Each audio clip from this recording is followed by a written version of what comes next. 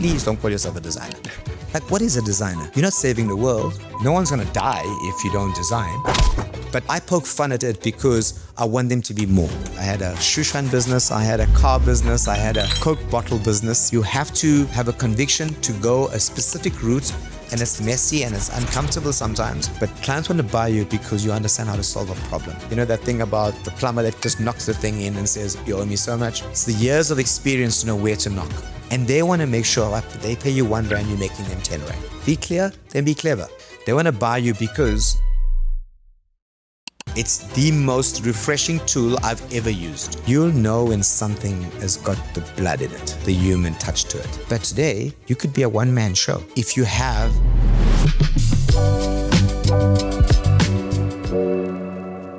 Nathan, it's so good to have you here, first of all. It's a pleasure. As someone who talks about meaning and make it mean something so often, it's part of your DNA.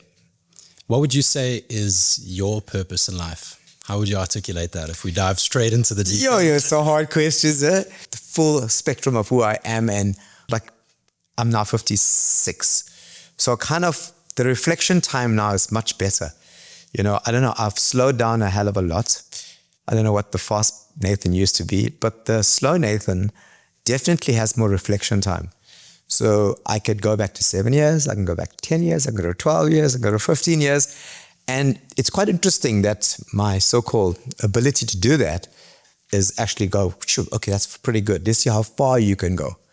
So in terms of trying to work out, you know, the person now versus the person then, it's better now with the reflection. So, you know, if I go back to, like, I never had a dad and my mum brought me up. And, you know, thinking of that also, I was like very early trying to hustle, you know. I had a shoe shine business, I had a car business, I had a Coke bottle business where people left their bottles. So that entrepreneurial spirit in terms of, I don't know, survival instinct or something it was very early stages kicked in. And I kind of go back to trying to work out the root as where that came from. And I had 3 sisters and myself, so I was out the house most of the time. So at a very early age, it was this aspect of looking after yourself. And somehow that's ingrained in my DNA in terms of survival instincts, which has kind of always been like, look after yourself. So that look after yourself from an early age meant things actually was quite considered. I didn't know it until I reflected. It was almost instinctive then, you know, but then I, to work out who's the character now, to go back to see how it all started and why it started that way, and who's your role model and who's your mentor. And there actually wasn't, funny enough. I didn't have any uncles, I didn't have any dads. So it became a thing of really instinctively doing things which were naturally, I felt were right. And then it's still played out till today. It's like almost like I can keep on doing things instinctively, which is kind of the DNA that sits within me. And the idea of, you know, working out this word meaning, and it did stick with me because, you know, the idea of the Make It Mean Something company was actually born about 16, 17 years ago. And even then there was a real need to find out a philosophy of what I thought creativity was. Or, you know, at an early age, I didn't understand what I wanted to do because I remember I was in standard 7. The only teacher that kind of mentored, but in a way she was like kind of thought I had some spark, only because I used to read a lot. So I remember doing these book reviews, and I should make up some crazy stories with these book reviews.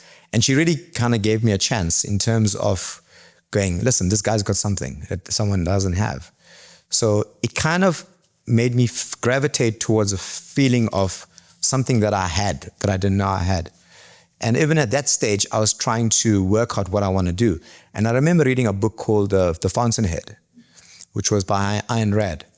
And it's the first time the crossover between commerce and creativity came into play. Because the idea of an architect that was commercially viable, had a creative brain, but had a business understanding.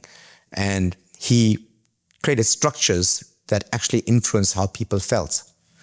Right? So creativity had a bigger role because growing up, you thought about creativity as painting on the beach and making some jewelry and, no sustainability in it.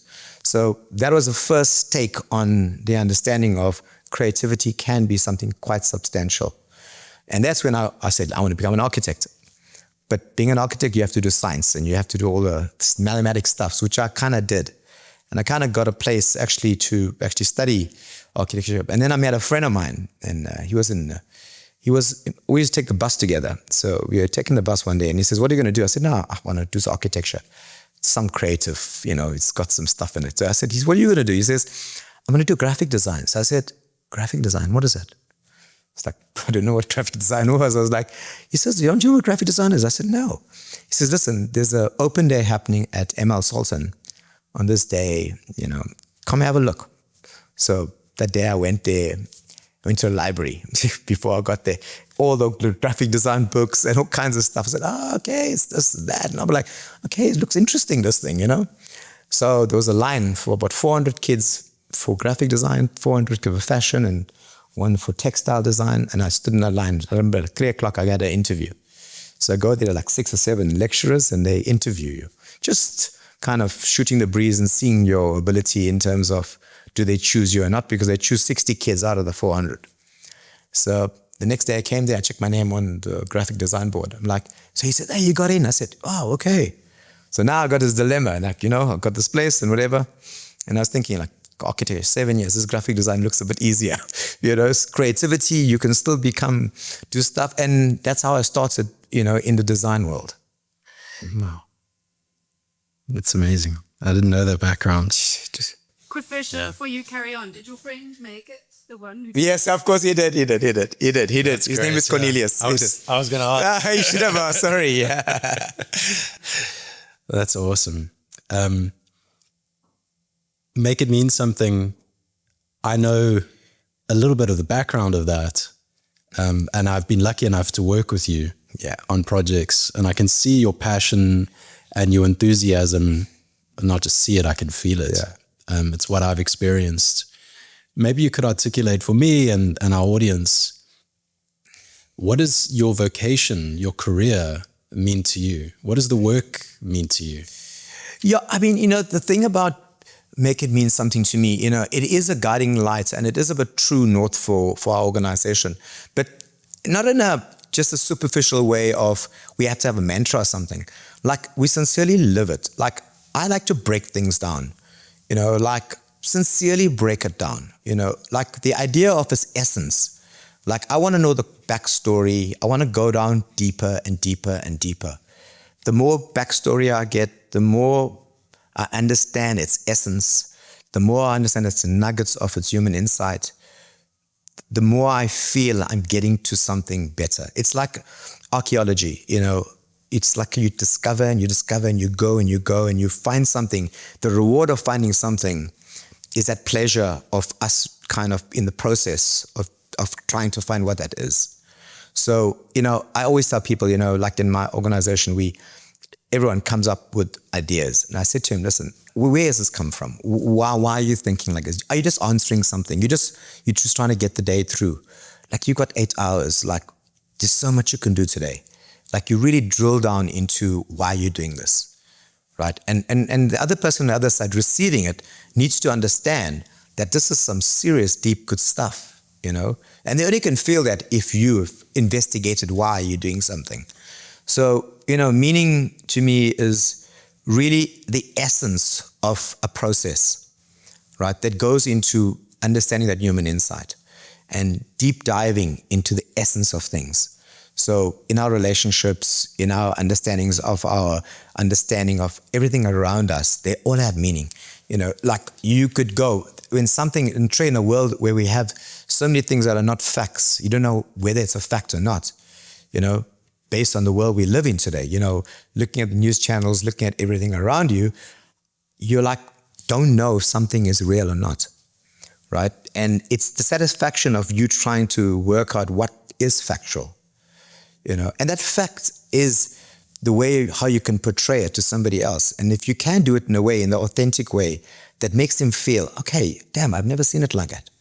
Okay. And it gives you credibility in terms of the first stages in creating something. So it's that process which I believe, says very sincere to us.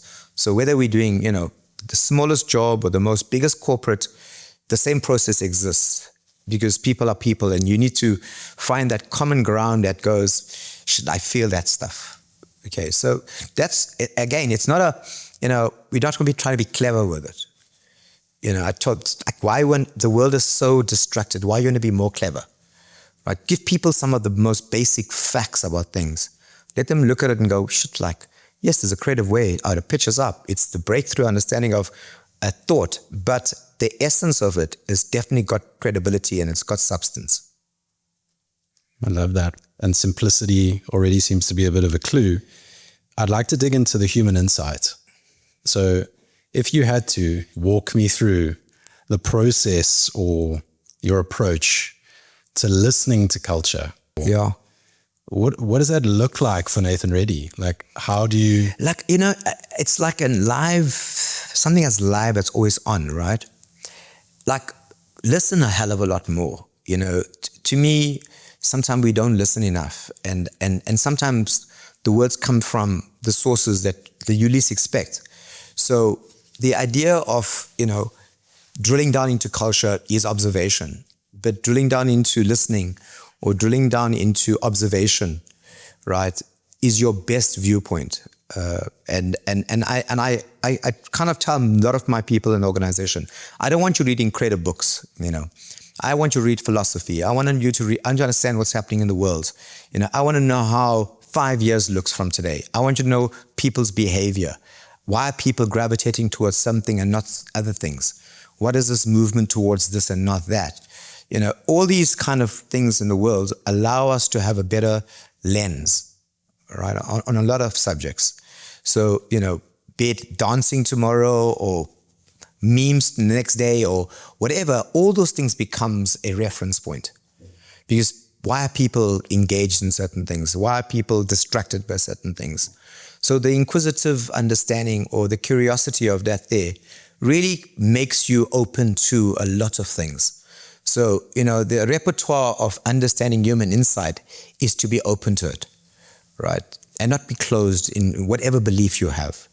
So to me, it's like I have a viewpoint on everything and anything, right? I don't have a structured way of thinking. I have a quite loose understanding of observing, because I learn a lot from observing, just open to it. And not being so structured in terms of my belief or my systems or my values, because sometimes that could really taint the way you look at things. You don't listen to the other person's point of view, and there's so many points of view, right? So you just got to be open to those points of view that allows you to go, shit, okay, I can smile there, I can cry there, I'm irritated there, I'm angry there, and you kind of understand why people have those emotions. You have a tattoo. You've got many tattoos. Yeah. But you have one particular tattoo that's always stood out for me. Yeah. I never said this to you before. You've got a tattoo that says Unlearn. Oh, yeah. On it. So, in 2015, I created a bar in downtown Johannesburg called Anti-Establishment. And funny enough, the story goes like this, where I wanted to do something really different. That's what I told you earlier on. I'm trying to do 10 years apart. What is the relevance of that today? And in 2016, Anti-Establishment's Unlearn was a philosophy of the idea that people need to unlearn to relearn to learn, okay? And I gave all my writers, I said to them, this is the best brief you'd ever get. It really is challenging the understanding of the status quo. It's looking at the aspect of what is popular culture, what do people gravitate towards, why do people think in a certain way, right? Like the idea of school being 12 years, why should it be 12 years? Why are we governed by such certain rules? And funny enough, 10 years later, if you look at the kind of acceleration of things, those challenging norms then were like so relevant now. And everyone had a crack at it.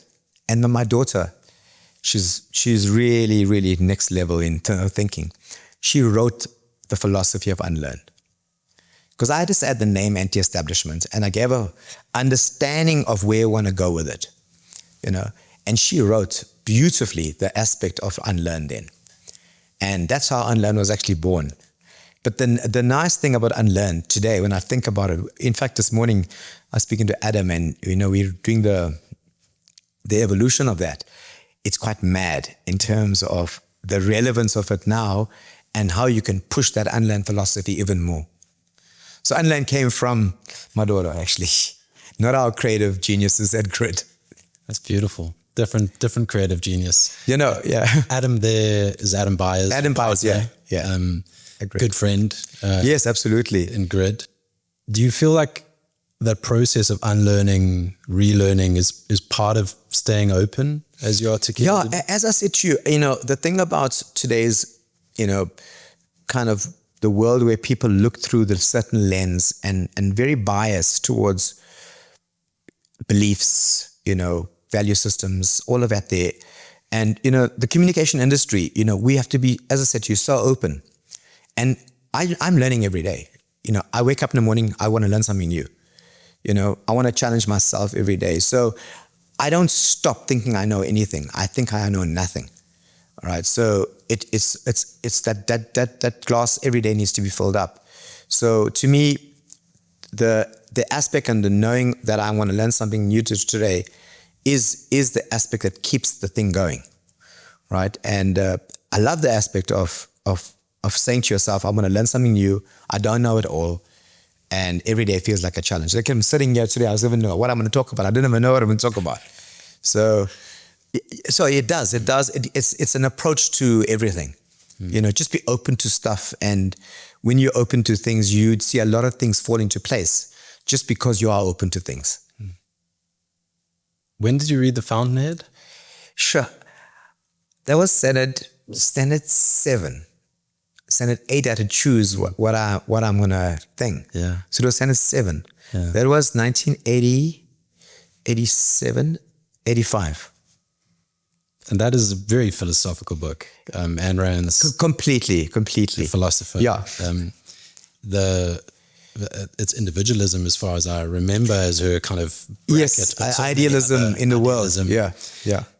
There's a big part of that book I read a long time ago too. So I don't really remember, if I'm honest, but I recall it being this struggle between a fear of putting something out into the world. It was almost like a fear of failure. Yeah. It's like your confident belief in something versus how other people feel about it. Yeah. And separating the signal from the noise really is a big part of that. How have you navigated that fear of failure? You always have struck me as somebody who's just not afraid. But absolutely not. I mean, I petrified sometimes. Like I go, I don't know how I made it. This is a fluke. Like, I go, just like, I got to come up with a new idea tomorrow. I'm like that good. And I go there and there's a blank canvas and there's nothing coming to you. So, again, inspiration. Sometimes the other day, there was this amazing, we're cracking this new brand for the Mogul group. And, they've been on such a trajectory, great brands we've created for them. And to create a new one for them, they expect quite a lot from us, because the standard is so high. And to outdo yourself each time, you got to really dig deep. So in the middle of the night, this name came to me.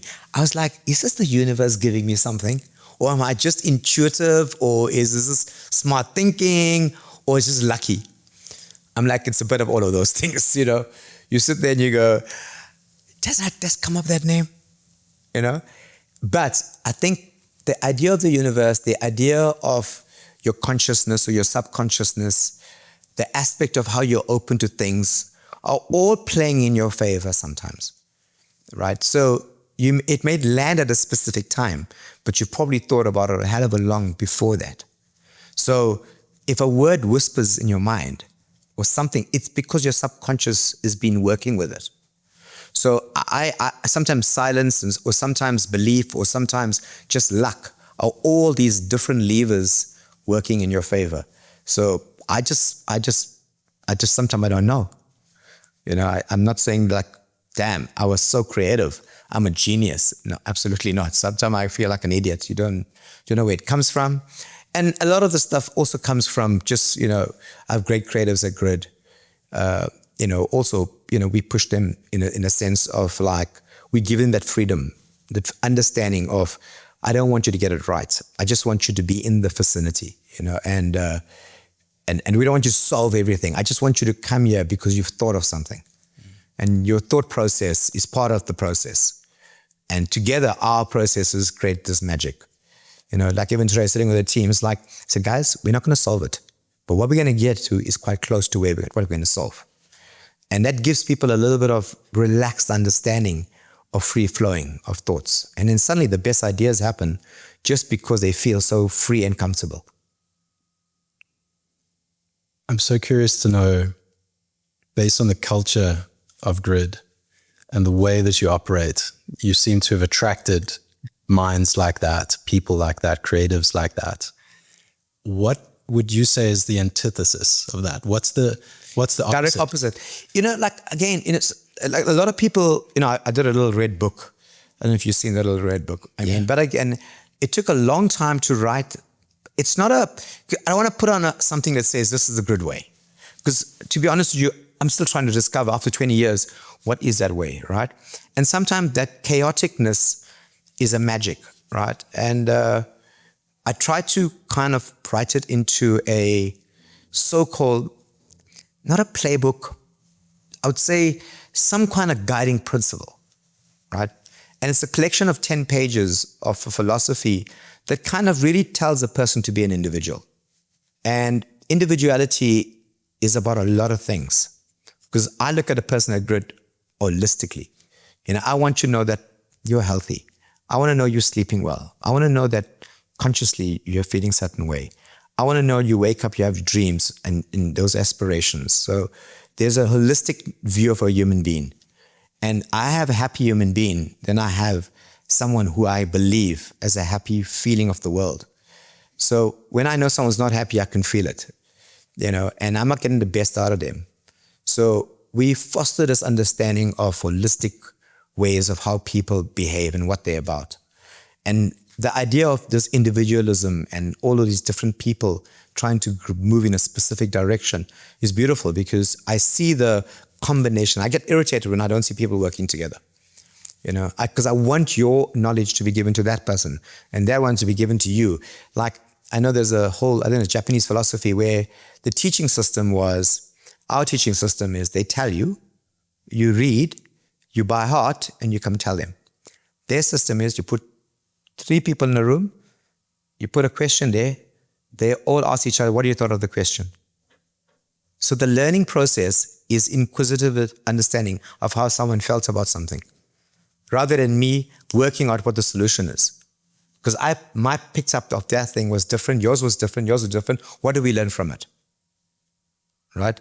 So the idea of that shared integration of how we cross-pollinate and how we talk to each other solves a lot of more problems. So at Grid, we really pull people together. I don't want you to be a copywriter. I don't want you to be a designer, experiential designer, digital designer, strategist. I'm like, I want to be all of those people.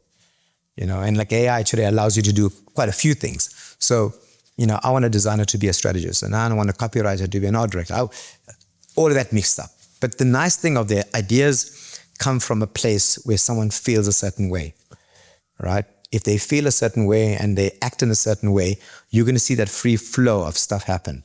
So if you have an environment that allows you to do that, you'll get magic happening. Mm. What do you think keeps people closed when they're unable to think that way? It's leadership, right? I think it's environment. I think it's leadership. I think, the idea is not to pretend to be free, but to really be free, right? And a lot of philosophies of people have this idea of what freedom is. But real freedom is how someone really feels, right? I can't document that and I can't inscribe that in your mind and say you are now free. You either are, you're not, right? And there's a lot of other factors that make someone not free, right? And if that unhappy person's working with you and they're not free, there must be other mitigating factors as to why that person is not free. And you, as a good leader, has got to investigate why that is, right? Because the idea of ideas and the freedom of ideas and the free flow of culture and stuff like that comes naturally, right? But if you're forcing it onto somebody, right, and you ask him, hey, be free, hey, make it mean something, right? That's not going to happen, right? So holistically, we have to have a belief system, and that belief system really runs quite deep into the personal understanding of individuals. And leadership to me is so important. That's why all our leaders, there's a way you speak to someone, there's an understanding of who you really are as a person too, as a leader. Like you find it out, like no leaders get out of a hand there. You go, hey, you don't talk to someone like that. There's no kind of this hierarchy. I'm the boss, tell me what to do. It doesn't work like that. Like we have respect for everyone, and there is an open world where you go, I want you to feel that you can do that. And that comes with, it's natural. And I can't say there's rules to it, and I can't say this is the guidebook. It's just like how we live every day. The respect every day, the freedom every day. And then the intentionality of trying to solve things that are genuinely real. What I hear you saying, if I understand correctly, is also treating people as the individual, as a whole person. Each person can't necessarily treat everybody the same with the same spreadsheet approach. Yeah. And I also hear you say, enable a level of autonomy and flexibility. That's what it feels like you're saying as well. But the funny thing is that with that freedom comes a lot of responsibility, just because it's so free, right? Because there is an invisible pressure because of the standard of asking someone to dig deeper, right? And yes, you have that freedom, but you have the freedom to dig, and your fruits are really felt. It puts more pressure on you too, right? Because not like we want people, hey, tell me how deep you went and how much of meaning you had to the stuff. I think they've got to a level to understand and appreciate what that good stuff is, right? It's like, everyone watches a movie and everyone remembers a specific part of a movie and they want to dig into it and they go, why they liked it. Like, it's the same thing over here. It's like, investigate why you like that. What's making you like it more, and keep on giving me more of that. And it's all those levels and layers that creates that whole person. And then the person puts the pressure on themselves to kind of have those fruits, because they go, I do want to go deeper. I do want to find something like an archaeologist, right? And I want to come back tomorrow with something no one's seen or heard, right? But the pressure's on themselves because they've finally seen you can do that. How do you perceive the role of ego in the process of that? So funny, I've got a tattoo here. It says, the soul rules ego, attachment, and desire. Yeah. Right? So ego, attachment, and desire are three things you do need, right? Because you have to have ego because it gives you your understanding of who you are. Attachments are the things that you need also. And desire is like part of the three things. And they say the mind sits above those three things. So the mind controls the three things, but you need all three things. So ego is an important part of individuality. I need to have my understanding of who I am, because I have my silent talks with myself. I want to know, and it's good talks, So the ego is an important fact. In fact, a lot of people never show their true side. There's this big act that happens. And we all know that happens because lots of us are actually introverts. And we have this persona that we all put out to the world. But you're right, drilling down into, as you said, who are you? What do you stand for? What makes you tick? Tell me one thing about you that nobody knows. Like, these are personal things, but it's important things, because ego is an important part of your self-worth and who you are and your self-confidence and all of that. So yes, but ego used in the wrong way, that's also destructive. That's why I said to you, there's a balance of how the mind sits above those three things. So the push and pull of those things, like, know who you are, but don't impose yourself on someone. What impresses you the most about creative people around you? I have a funny philosophy on that. I believe everyone's creative. Yeah. I mean, before you learn to write, you learn to draw, right? So, I don't go, these are special human beings. I've got to nurture them differently. I actually I tell my guys, don't call yourself a designer. Please don't call yourself a designer. Please. I said, that auntie's going to ask you, would you make jewelry? You paint on the beach? Like, what is a designer? You're not saving the world, right? No one's going to die if you don't design. So what is a designer? Like, why you want to be like a designer? I only say that there just to get some reaction out of things. Because I know it's got a lot of craft, there's a lot of things to being a designer holistically. And I know how difficult it is. But I poke fun at it because I want them to be more. Right? So the idea of creative people versus non-creative people, it's ridiculous. And I have the biggest fights. I said, don't call that person a client service person. Don't call that person you guys need to talk. You'll need to solve a problem in a room.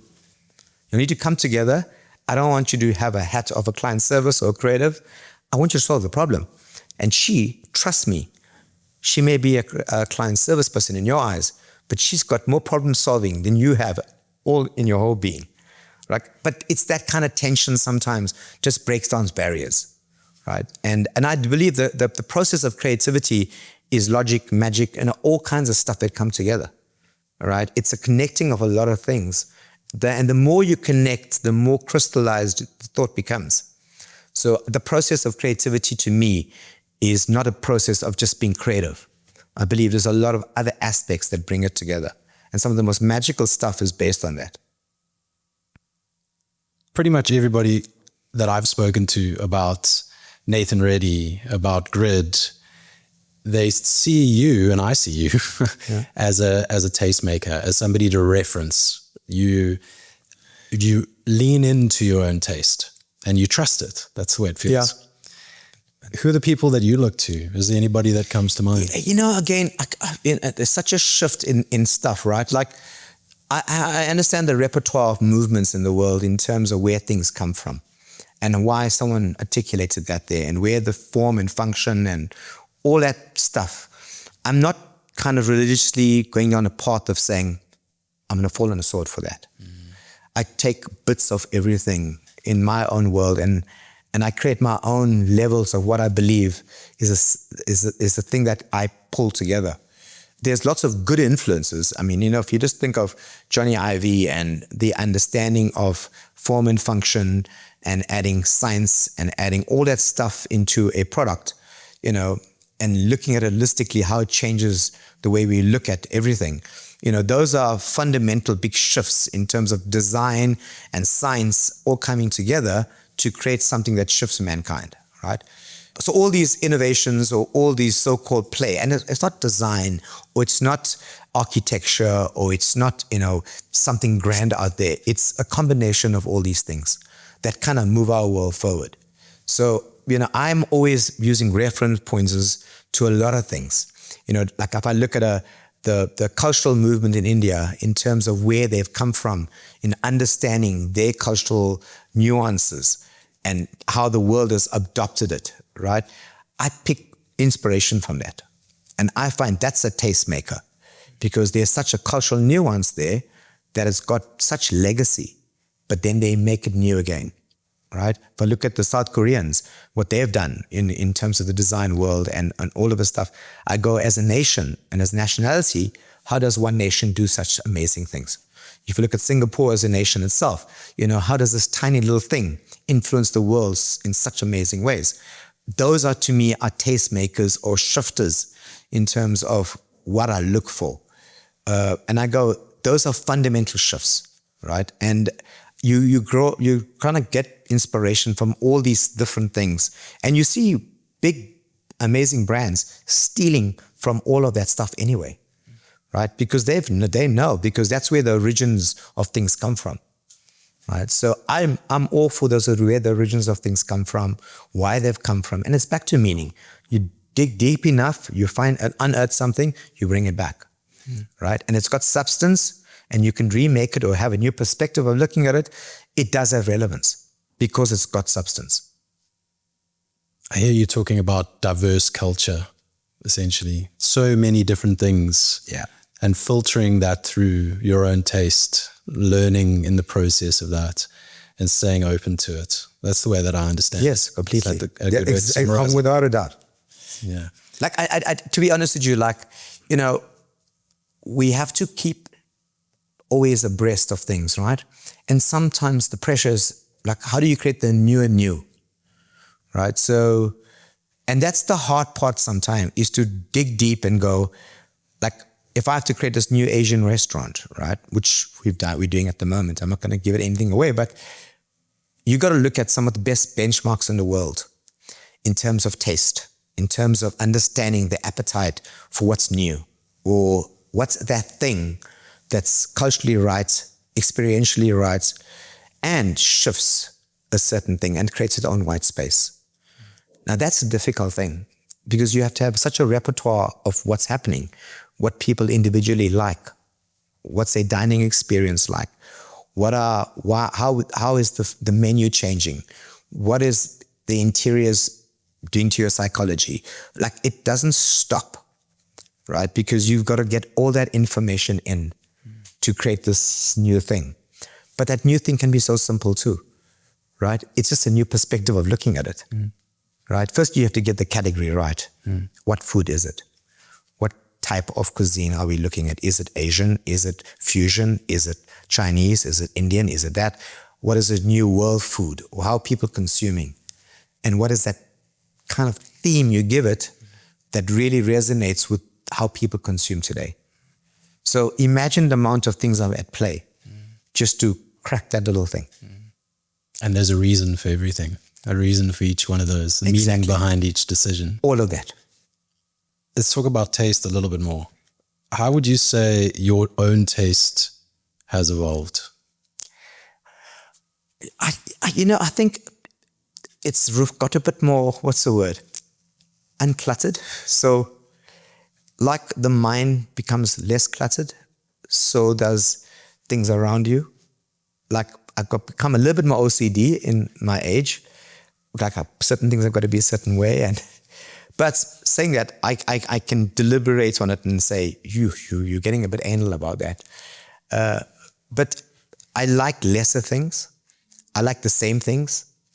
Like, I eat same 4 meals in the whole week, because I know it's healthy, I know it's tasty, and I know how to do it, and I'm happy with it.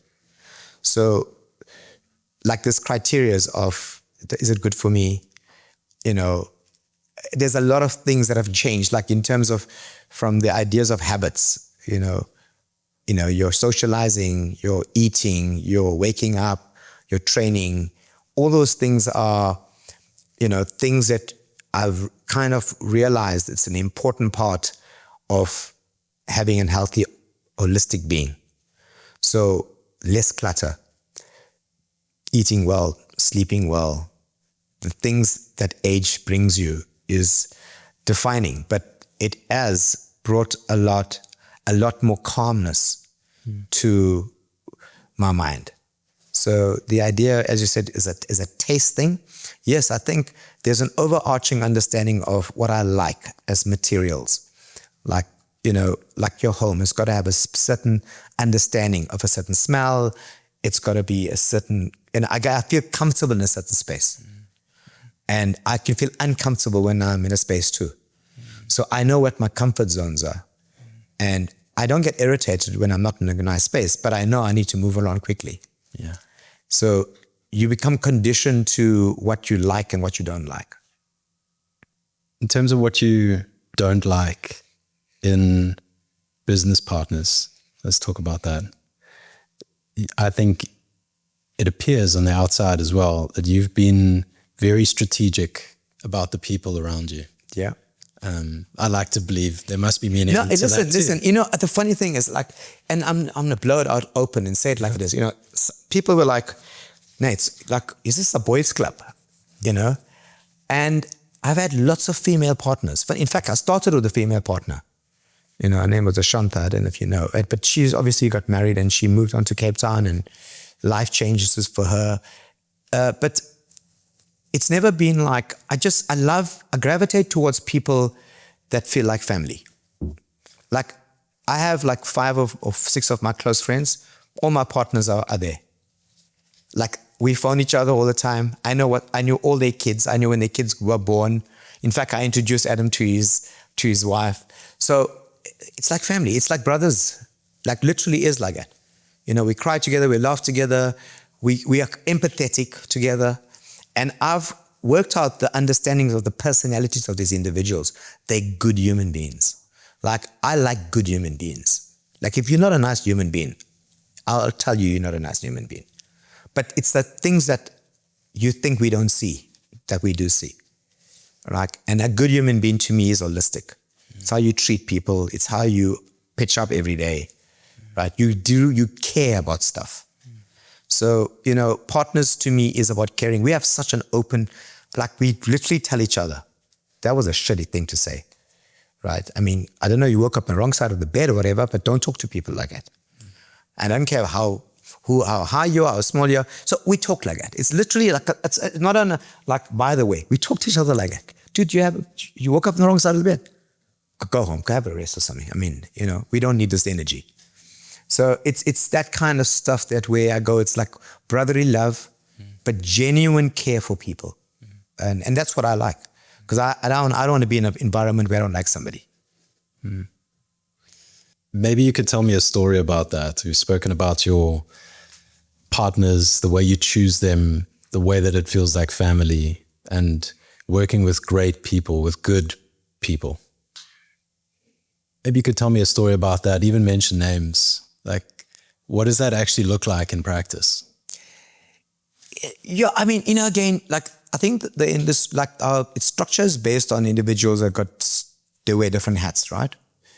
So you also allow people to be leaders, and you allow people to make decisions. Like, I don't go and tell them, hey, don't do this and don't do that. Like, I really sincerely believe in you make the decision, you make a right one, the wrong one, you make it. Like, if I had to like isolate each individual, I tell you the individual as what I see them.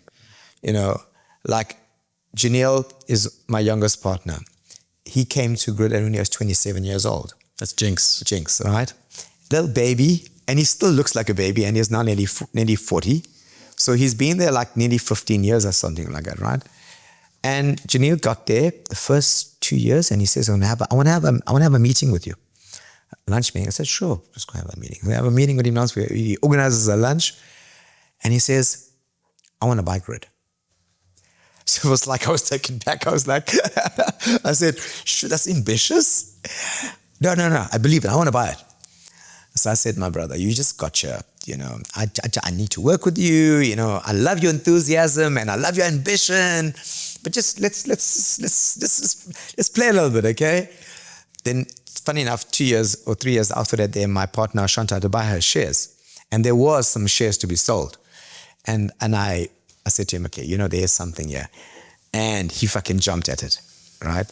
But that individual, if I tell you, for the last 15 years, he's been like the shining star of a human being. His heart is so big, right? He'll drop everything for you, right? But that's a 15-year story of an individual that's grown through the ranks of Grid.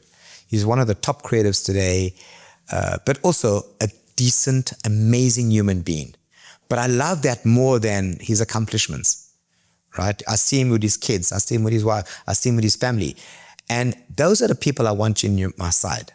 Do you know what I mean? So it's almost happened instinctively how these people have come around. Like Adam, I'll say to you, the first time I met Adam, I remember Ashanta was saying to me, listen, we're meeting this new guy we're going to employ. And I was in Cape Town. I think it was a design in Durban. And Adam was working for, I think he was working for one of the liquor companies. Was it Heineken or something like that? And he's got his scruffy hat on, and he's like half shaven.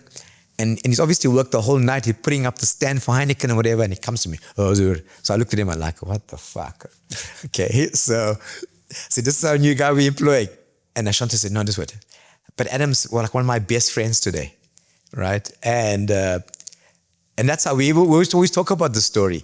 And we had some rocky starts in many, because there was a lot of like, you know, posturing and character. But we've kind of ironed out all that stuff, you know, because we were so brutally honest with each other about stuff. So the story of that kind of stuff. And then someone like Dov was a driver at Gavin Reddy, right? Which was one of my first agencies. He literally wanted to get into advertising and used to run between TBWA, Gavin, Reddy, and Hunter Scarcity. Started as literally a driver.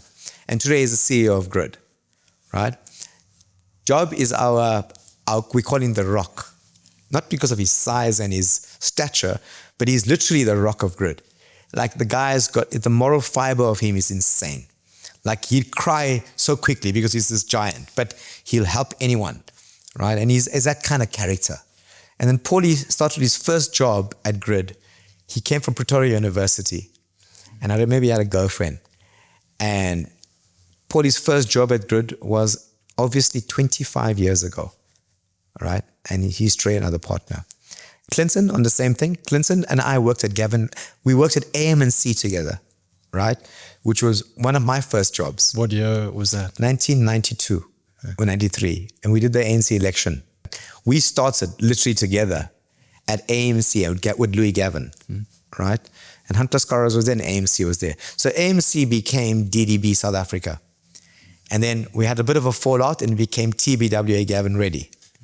So these guys have been with me forever, as you can see.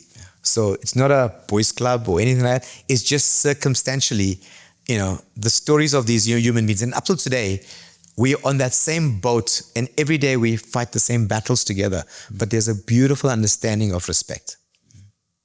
It's so cool to hear you talk about these names. Obviously, I know all of these people so well. It's good to give you a little bit of background. Your context and yeah. But there's a lot of, just to be honest with you, we've got some of the most dynamic females that work at Grid. And absolutely in the future, as we've tried a few times and people have come and left, but hopefully there's a definite big part of that there that some of these ladies make it through to be partners at Grid, and we're open to that. We're not going to do that. We are a boys club. It's not like that, I swear to God. And you can speak to all our ladies at Grid. Yeah. You can see the respect we give them. Oh yeah, knowing firsthand. You do, yes. The strong characters. Let's talk about one of the battles that you fight together. Yeah. And I think many people in the creative industry will resonate with this, or this will resonate with many people in the creative industry. You speak about how scarcity drives value. It's an economic principle. This is an era that promotes scale, promotes quantity. Everybody wants more. Yeah. How do you show people that? How do you show your clients that? How do you convince people to care about? That's an interesting question. And the fact is, we are in the consumption business. We are in the business of selling. Like we've got some really big retail business at Grid, right? And our teams, in terms of, quite complex products, F&B is our client, so when it comes to the mass consumption of their products and things like that, you really have to drill down into understanding what the problem we're trying to solve for, right? And interesting enough, we have quite a good relationship. We sit down, we thrash it out. There's good insight, there's good data. Someone said the other day, are you on the streets looking at people and looking at, I said, my job is to be curious. My job is to consume. My job is to work out what they're thinking, how they're feeling at every minute of the day. What is their consumption of things? What's pushing, what's pulling them? Okay.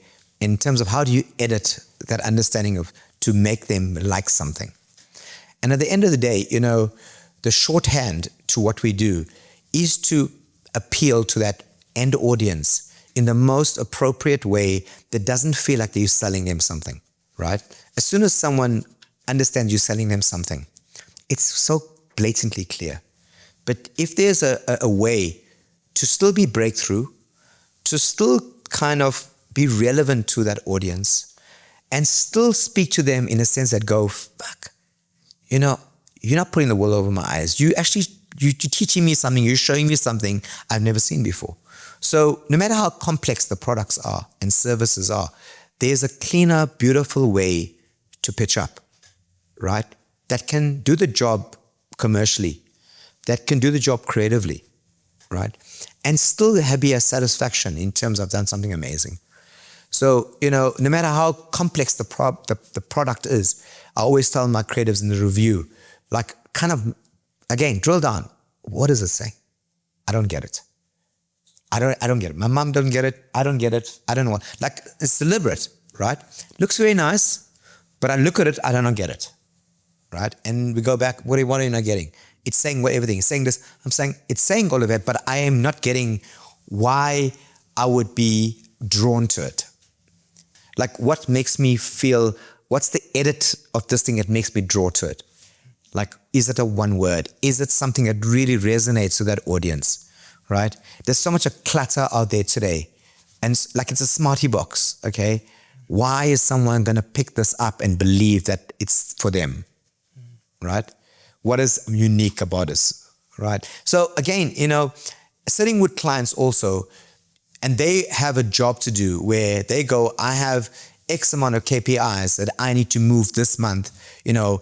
Corporates work very differently to creatives, right? But their scheduling and their understanding of moving product and services versus our understanding what creativity is sometimes don't see eye to eye. That's why I like sitting with the product team. Just recently we launched something quite amazing for F&B. I sat with the product guys, asked the questions. They were on the ground. They were talking about exactly how people consume things, what they're about. And then suddenly it changes the creative process, right? Because you come back and you go, guys, they're not going to get that, right? That's your own language. You're trying to be too clever. You're not trying to be clear. So the idea is be clear, then be clever. But that's what problem solving is sometimes. It doesn't mean you have to be boring. It doesn't mean you have to be run of the mill, right? It doesn't mean you have to scream loud. It's just you got to break through, right? And every category you have to break through because all these categories start merging into each other and they start looking the same. So, a speed point is a speed point is a speed point is a speed point. What's different about the speed point, right? What is the benefits? What's the real value? What's the outtake in that person's life right now? Like, he's sitting in the morning and he wants to move stock. What are you going to tell him that's going to say to him, damn, I never saw it like that? Like, there's unexpectedness that you thought about something in someone's mind, right? Not as a creative, but sitting in someone's shoes and sitting in someone's mind, articulating their problem and then going, can I break through with that? That's the stuff in terms of when creativity meets business and growth and all of that stuff together. And there's a lovely trust between the process of saying, I shifted that product because I knew the insight and I knew how to approach that. You call that investment creative? Investment creative. Yeah. It's the compound interest to create the understanding of why I like you or I don't like you. But that's the consumer side of compound interest. I'm interested because you've kept on telling me something that I like. And that compounds over time. That compounds over time. Relationship. Into trust, into belief, into I like you. Absolutely.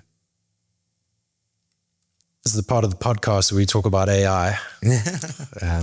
Thought you could avoid it. No. How do you see AI evolving your own business? Listen, that's why I wrote the article. I actually sent it to you. The understanding I said to all my team now. In fact, I've actually made it mandatory, right? Because I love it as a tool. It's the most refreshing tool I've ever used, right? And what is nice about it, like if you think of why OpenAI bought Johnny Ive, they bought his brain. Now, from that level, it didn't go that way, right? So we have it all in us. The brain's there. You just got to use this shit now, right? So I'm not intimidated, but I love the tools. In fact, I've told my team, go around, ask every creative or every client service or every strategist or every data person what they use today. I'm almost forcing it into the program, right? Because people, they don't like change, right? So once I've opened the Swiss canals here, I'm seeing new ideas. I said, you write that, you come up with that. I never see you think like this. What's happening? And then they're getting better, And then I'm saying, oh, you're a writer, you're a strategist. You've actually put a positioning statement down, before you're just a designer. And I'm seeing that their lenses are opened up because AI is pushing them to certain layers. But then the double click or the reprompting and the redoing and the rethinking based on where you come from of your craft, of who you are, you've got another bunch of 20 people helping you. you know? So I love it. So again, but it does come from a certain standard of thinking and a certain layer of understanding craft. So I talked in that thing, I remember it's called truth, craft, and storytelling, right? Kind of a combination of stuff that I think AI allows you to really kind of navigate quite well, you know? And I believe, I don't want to call it every creative person. I said, anyone trying to solve problems today in terms of business problems, stuff like that. I mean, you've got to have these tools, right? You know, before I was reliant on so-called, you look at those companies that are specializing in understanding strategy, right? You pay them a fortune. Today, at your fingertips, you can get the data, you can get the thinking. Now, couple that with your ability to think and your ability to create, right? It's tenfold. So I just like the T-shaped individuals that I like to create at Grid. Is like, I want you to have all of this stuff, but then who you are, your individuality must shine through, right?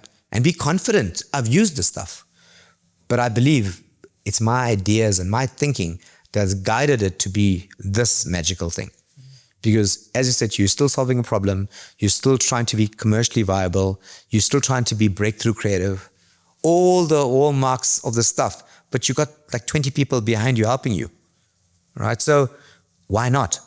Like, I'm not intimidated. I actually love the tool. You've spoken about how there's an individual involved in the process. Yeah. And so regardless of what AI can do and produce, that individual's making choices, making decisions. Yeah. There's a level of taste that we've spoken about. There's a level of edit. You know, sometimes like I have a thought and I put it into AI, it writes something for me. There's 2 words there that catch my eye. I isolate and I pull it out. And I recontextualize those words into my idea. I never had those 2 words in my repertoire. Suddenly, they became the fundamentals of my idea. Now, where did it come from? I wouldn't have thought of those 2 words, right? But I had a thought. I had the spark of a thought. This expanded the thought. Suddenly, the thought became better and sharper. And I'm willing to give AI that credibility because the speed of what those 2 words has prompted me to think. Like, I've got a mad cosmic madness happening inside. Suddenly those 2 words made it more crazy, right? So I'm just saying to you, just like the confidence of being the individual, but also the editor. The editor is important. And AI allows you to be the editor. You take what you want, you leave what you don't want. And you make what you want sharper. So you've spoken about AI, using AI as a tool. I heard you saying and describing it almost like a sparring partner. Yeah. And you spoke about you or the human using that AI as the editor. Yeah. Do you have any concerns about AI becoming the editor? You know, again, that's the power of originality, right? The idea of solving something in my head that I know I've never heard of, seen. Like, I haven't seen AI do that yet. And I'm not saying it's not going to do that, right? But there is a reference point that I'm going towards, right? Like, I already in my head know where I want to land. And that's the process. And the idea of where it lands, there's a lot of in-betweens to it, right? And it's messy and it's uncomfortable sometimes. And you're in the vicinity. But when you kind of know you've landed it, there is like that thing of the archaeologist. Because it's self-discovery, subconscious, universal, throwing you things. And suddenly you go, intuition, I have to go with that, right? Because that's the creative process, right? So I think AI, it's not making me lazier. It's making me sharper. And it's making my ideas sharper. But it hasn't solved my ideas. It hasn't given me the idea, right? Like, it's kind of prompted, it's kind of sparred, as you said, but I haven't got the resolve. But I originate from what I want.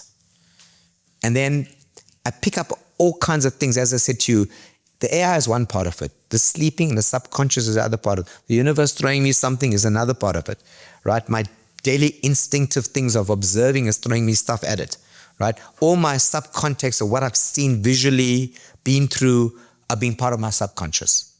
So all those things are leading me somewhere. And the great editor in you is only because you have that reference point.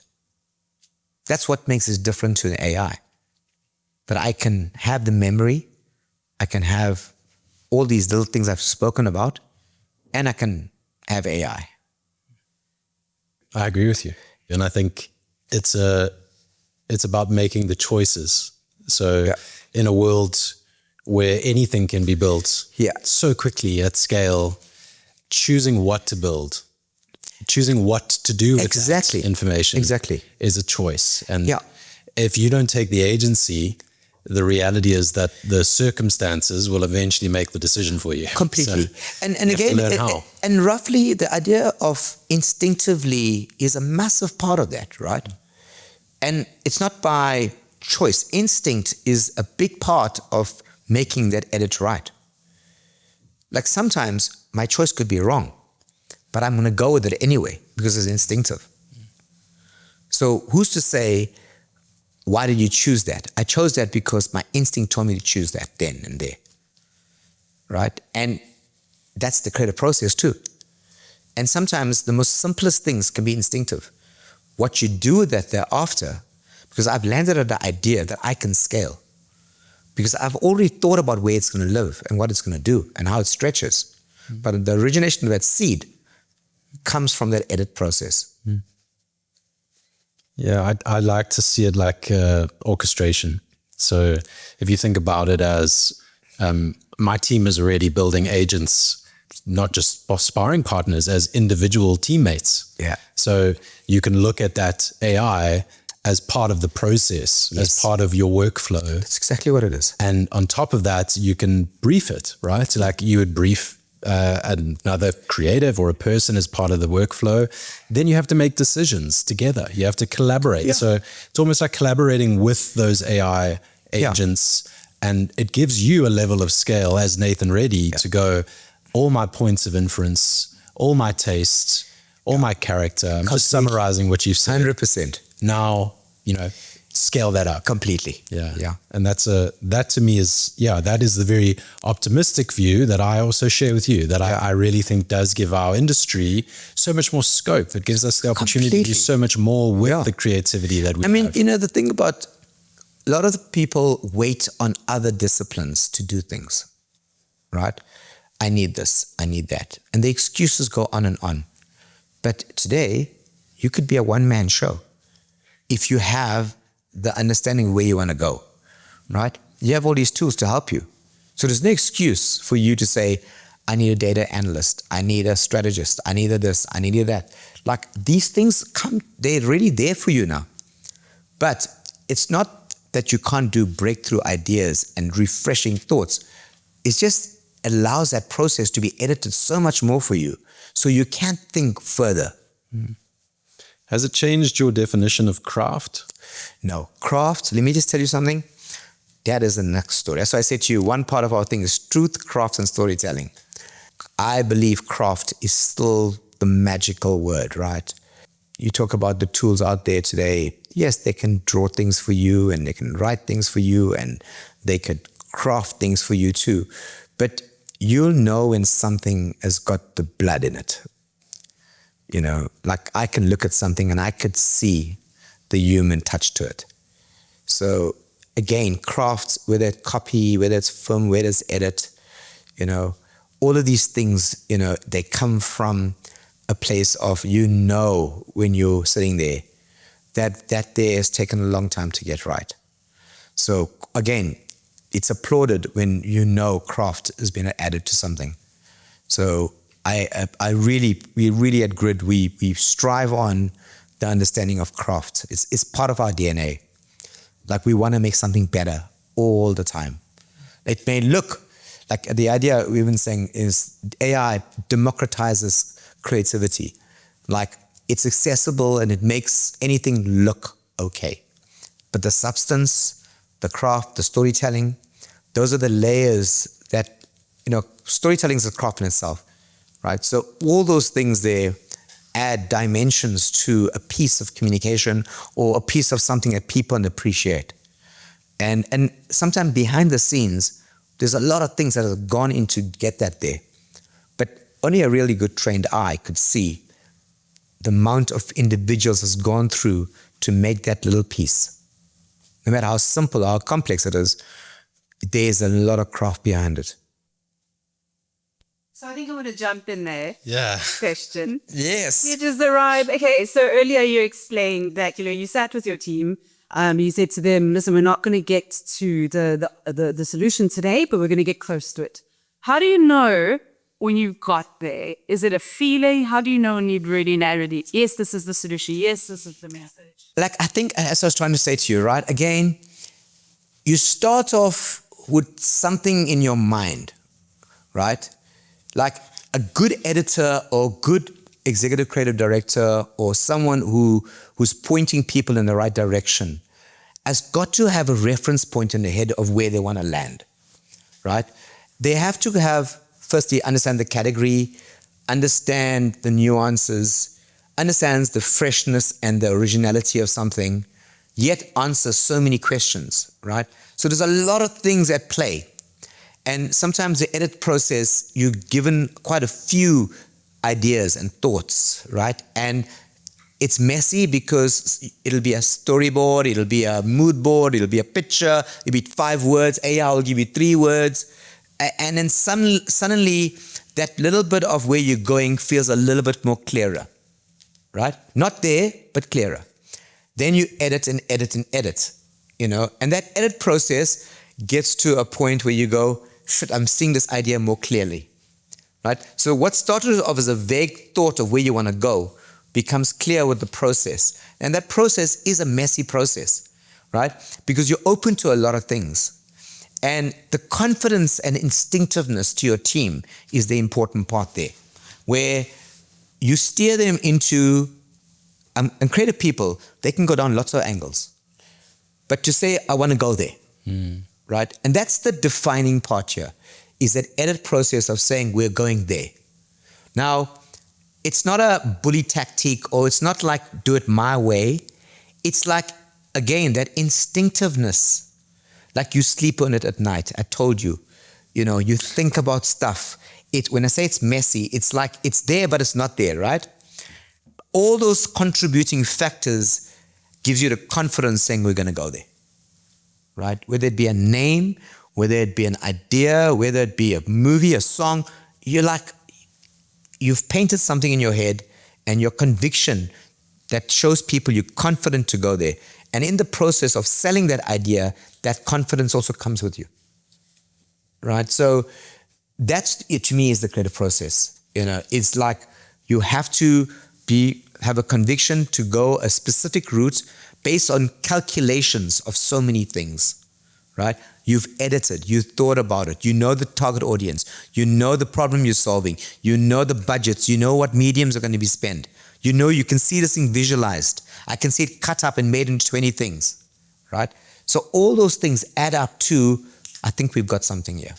Whether it's a platform idea, whether it's a new name for something, all those things are messy, but then it becomes clearer when the edit process gets to a defining moment of you knowing how that will scale. Let's say you had to start Grid again from scratch, 0 money, no reputation. What would you do first in the market to make some sort of an impact? I mean, you mean keep the head I have now? Yeah, it's still you, but okay. So, if I had to do that there, sure, that'll be like a startup, right? And in the startup, you gotta work out in your head, okay, how do you let people know who you are? How do you stand out? How do you stand out? I think, again, I'd get back to the distillation of who you are and what you stand for, first and foremost. It's the most critical thing you could ever do. Like, a lot of agencies start and they've got nice little words and they've got lovely little sayings of who they are, but critically, like, what makes you different, right? What makes you a point of difference in terms of the people that are going to be consuming you feel that I'm going to get a credible partner here that actually has impact, adds value, and I can't do without. The shorthand is like the clients want to buy you, not because you're just creative. That's one part of it. Clients want to buy you because you understand how to solve a problem. They want to buy you because you understand the nuance of human insight.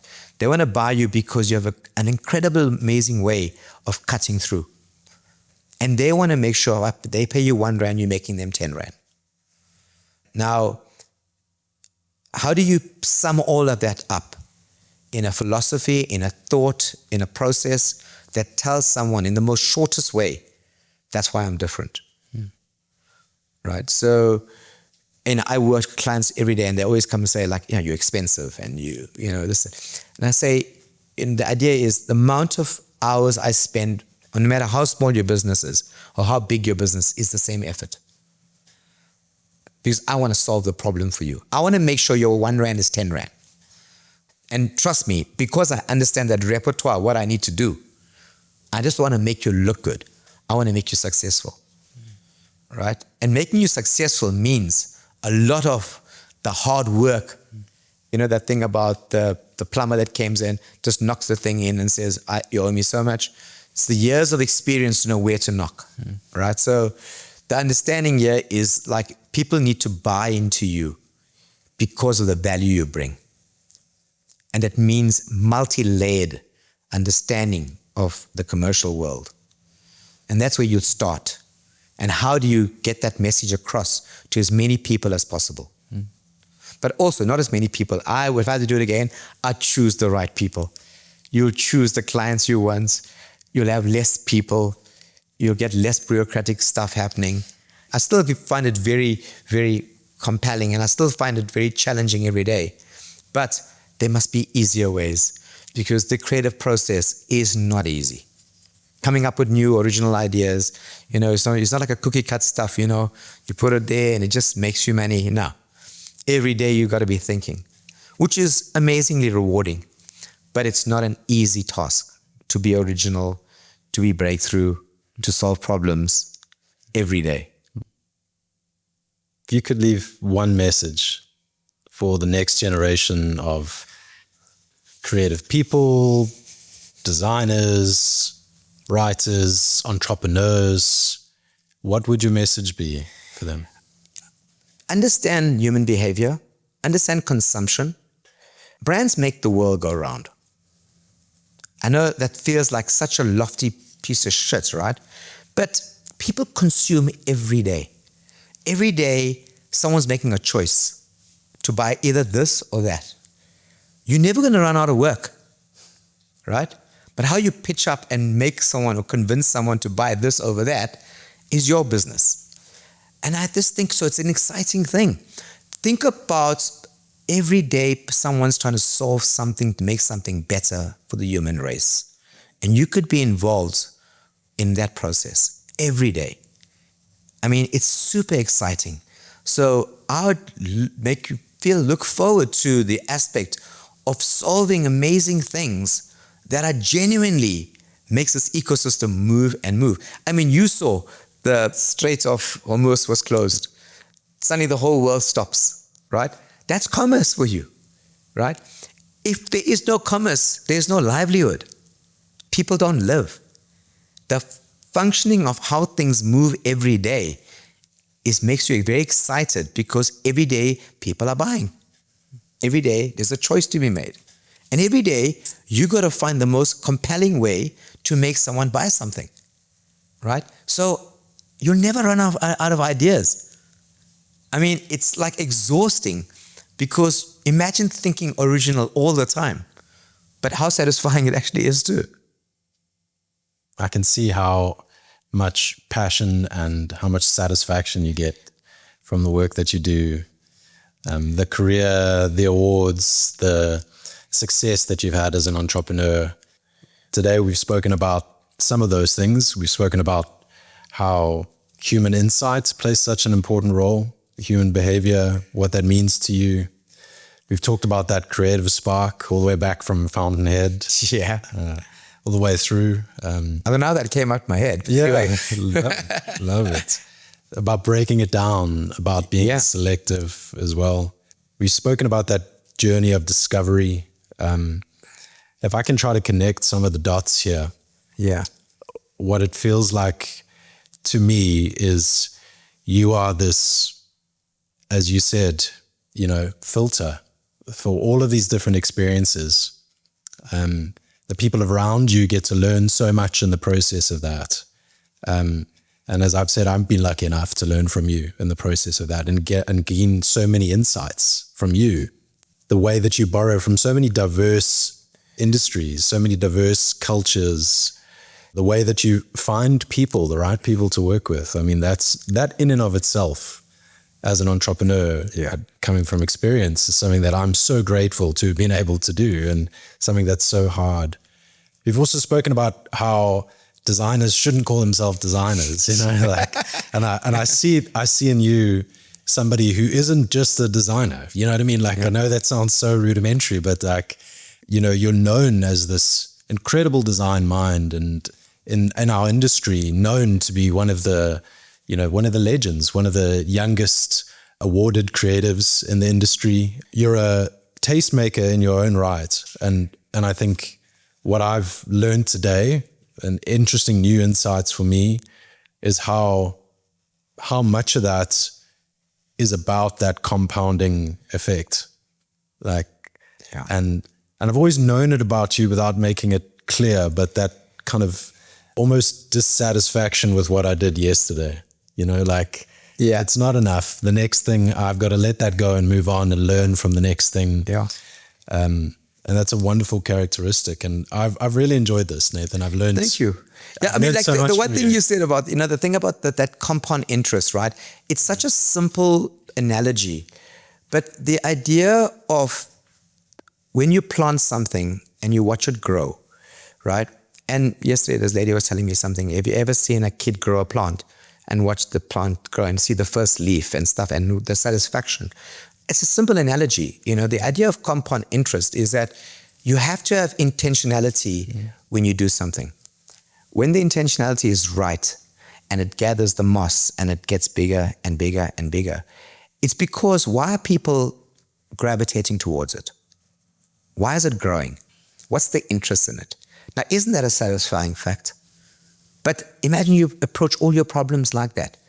The intentionality of making something grow in the future, right? And that's the magical part of creativity. It's not to be a once-off.